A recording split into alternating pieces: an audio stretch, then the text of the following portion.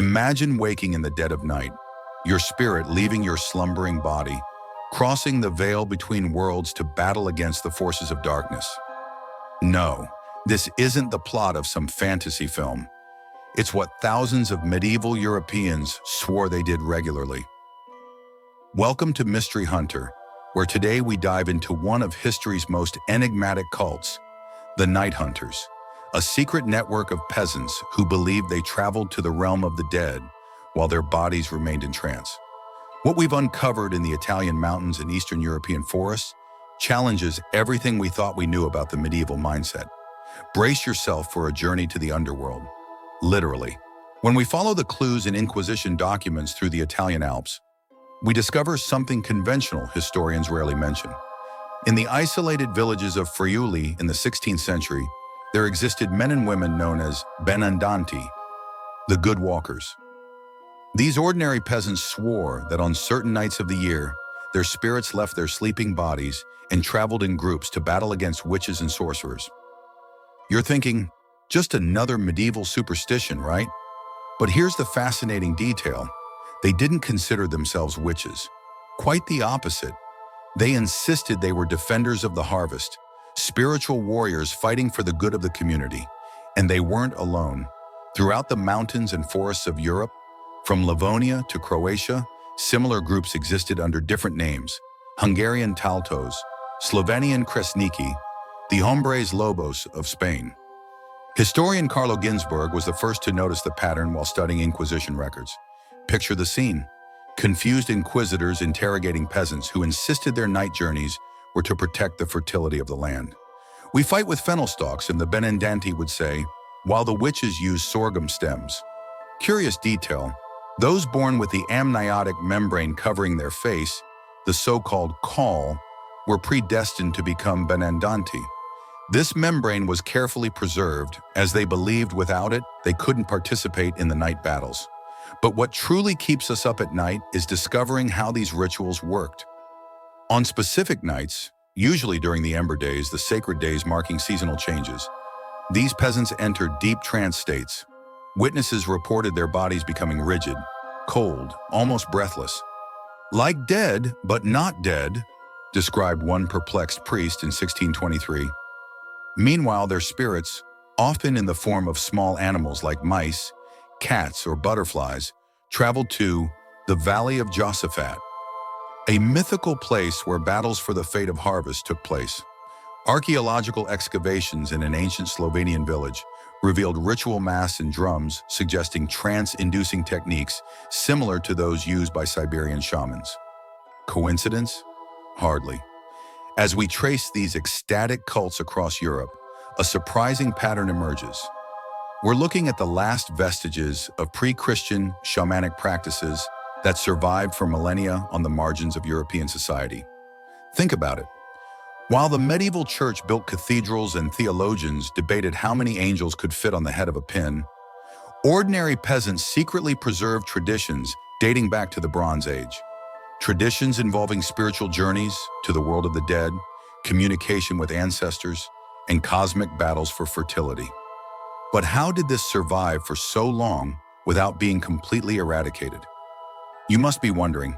The answer lies in these cults' incredible adaptability. When pressed by inquisitors, the Benandanti often reinterpreted their experiences using Christian language. The Valley of Josaphat became purgatory. Their battles against witches transformed into struggles against demons. As one Friulian peasant explained to his inquisitor, "We serve Christ, fighting the powers of evil." And here's something chilling. Historical records of a cave in the Carpathians, where Hungarian Taltos supposedly gathered, show that these cults shared specific elements that couldn't be coincidence. They all spoke of night battles, they all mentioned animal transformations, they all connected their practices to agricultural fertility. But most intriguing, they all described a journey through a tree, bridge, or mountain that connected our world to the realm of the dead. But what happened when these worlds collided? When the medieval church encountered these practitioners of ancient shamanic traditions, here's the twist that changes everything. What the Inquisition records reveal isn't just the persecution of an isolated cult, but the accidental discovery of a vast underground network of beliefs that challenges our understanding of medieval Europe.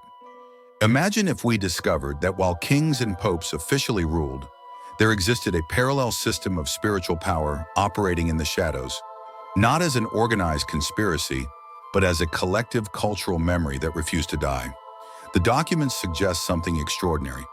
The Benandanti and similar groups weren't anomalies, but the last practitioners of a belief system that once dominated all pre-Christian Europe. Anthropologist Mircea Eliade called this European shamanism, a tradition that shared fundamental elements with shamanic practices from Siberia and Central Asia. And here's the most surprising detail. These traditions may have roots dating back more than 20,000 years. Cave paintings discovered in Paleolithic caverns show human figures with animal characteristics in apparent trance states, possibly the first visual records of shamanic journeys. What we're witnessing with the Benandanti is the distant echo of these ancestral practices, preserved through millennia of cultural and religious changes. But the real historical bombshell comes when we connect these ecstatic cults to a much broader phenomenon, the pan-European myth of the wild hunt. From the Germanic Woden's hunt to the medieval Herlithingus, from the French Heliquin to the Welsh Tw and Anman, all these legends speak of armies of the dead riding through the night skies. And who led these ghostly processions? Often deities who would later be demonized. Wotan, Odin in the north, Diana or Herodias in the south. What historical records suggest is that the Benandanti weren't just fighting witches in their visions.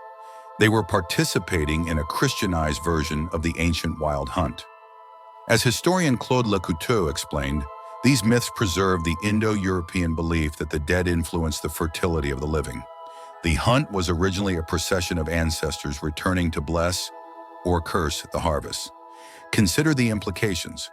While the church taught that the dead awaited the final judgment, peasants throughout Europe continued believing that ancestral spirits regularly returned to influence the world of the living. And more impressive still, certain special individuals, the Benandanti, Taltos, and others, could travel to the world of the dead and return with vital knowledge for the community's survival. When inquisitors interrogated these peasants, they were unwittingly documenting the last vestiges of a shamanic worldview that preceded Christianity by millennia. A vision where the boundary between the living and the dead was porous, where cosmic battles determined the fate of harvests, and where certain individuals could cross spiritual realms. As the Inquisition intensified its persecutions in the 17th century, something fascinating happened. The Benandanti began confessing that they were indeed witches. Not because they truly believed it, but because the cultural pressure was so intense that their own memories and identities were rewritten. We're witnessing, through these documents, not just religious persecution, but the forced transformation of an entire worldview. And here's the question that haunts us. What did we lose when these traditions were finally eradicated? What ancestral knowledge about plants, natural cycles, and altered states of consciousness disappeared when the last Benandanti confessed to being a servant of the devil instead of a protector of harvests? What makes the story of the night hunters truly extraordinary isn't just their persistence through the centuries, but what it reveals about the complexity of human experience. These ecstatic cults represent a window into a way of perceiving the world that accompanied humanity for tens of thousands of years. A perception where the visible and invisible intertwine in a continuous dance.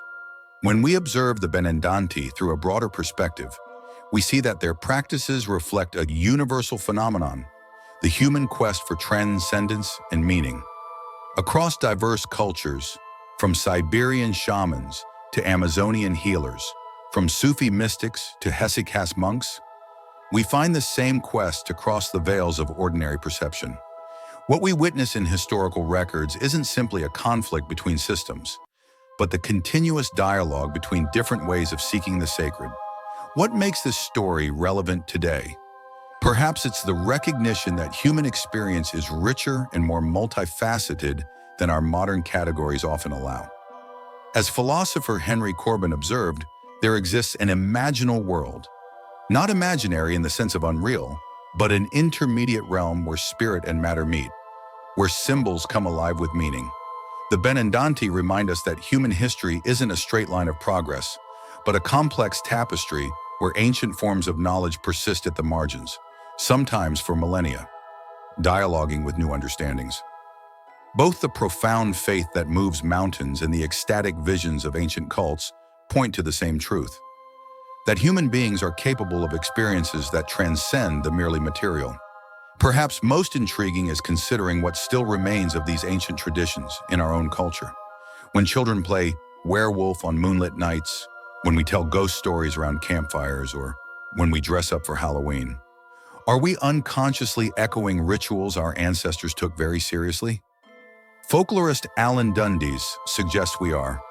Our popular traditions preserve fragments of much older belief systems, even when we've forgotten their original meanings.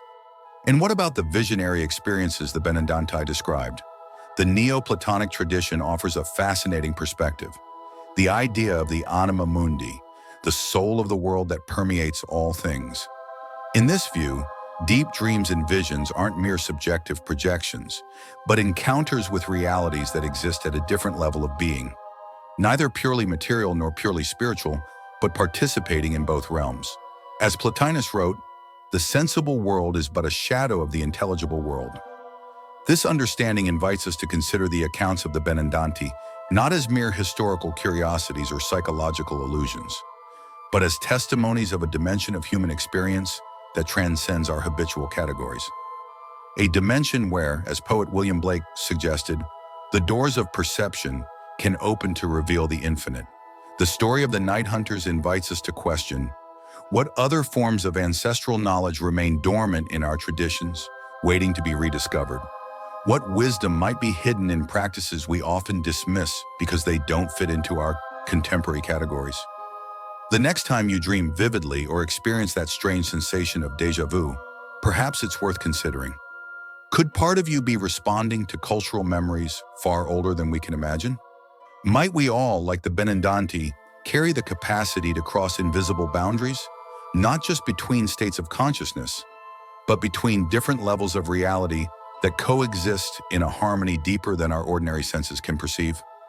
Join us in the next episode of Mystery Hunter, where we'll explore the underground temples of Malta and the strange, sleeping figures found in their deepest chambers. Were these ancient sanctuaries portals to realms beyond the veil of ordinary perception? The journey continues. If you enjoyed this voyage into the hidden realms of European history, don't forget to subscribe to the channel for more explorations of mysteries that time has tried to bury. Each week, we unearth secrets that challenge our understanding of the past, and perhaps of what it means to be human.